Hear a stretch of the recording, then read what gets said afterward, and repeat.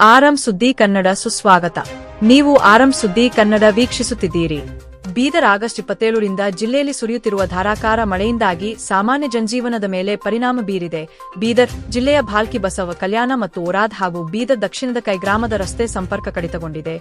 ಓರಾದ್ ತಹಸೀಲ್ನಲ್ಲಿರುವ ಸೀಮಾವತಿ ನದಿಯ ಸೇತುವೆಯ ಮೇಲೆ ನೀರು ಹರಿಯಲು ಪ್ರಾರಂಭಿಸಿದೆ. ಮಹಾರಾಷ್ಟ್ರದೊಂದಿಗಿನ ಸಂಪರ್ಕವೂ ಕಡಿತಗೊಂಡಿದೆ. ಅನಿರೀಕ್ಷಿತ ವಿಪತ್ತು ಬೀದರ್ ಜಿಲ್ಲೆಯ ರೈತರ ಆಶಯಗಳಿಗೆ ಅಡ್ಡಿಯಾಗಿದೆ.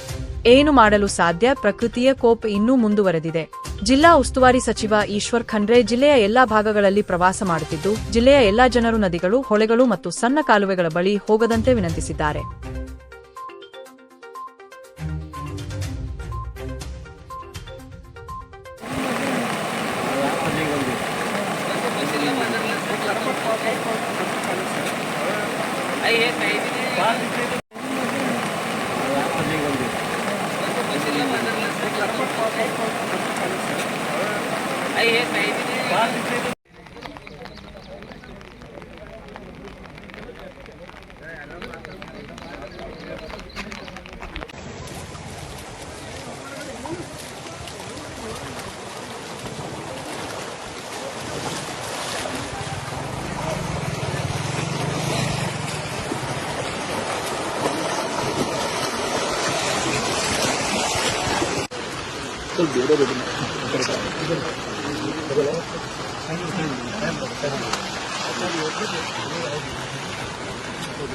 ಏನು 1.5 ಕಿಲೋಮೀಟರ್ ಇರ್ಬೇಕು ಅನ್ನಿಸ್ತದ ಅಲ್ಲ? ಅದ ಸರ್, 1.5 ಕಿಲೋಮೀಟರ್ ಇದೆ ಸರ್. ಬ್ರಿಡ್ಜ್ ಹೈಟ್ ಜಾಸ್ತಿ ಮಾಡಬೇಕಾಯ್ತು.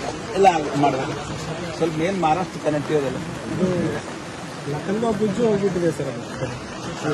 ಓಕೆ, ಗೋಜಿದುರ್ಗ ಹೋಗೋಣ. ಹಾಂ ಆಯ್ತು ಸರ್.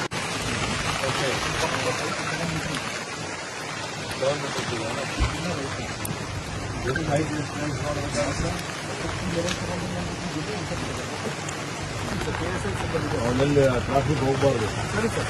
ಮಕ್ಕಳು ಅಲ್ಲೆಲ್ಲ ಒಳಗಡೆ ಹೋಗಿ ಎಲ್ಲ ಆಟ ಆಡದೆ ಒಳಗೆ ಹಾಕಿ ಹೋಗೋದು.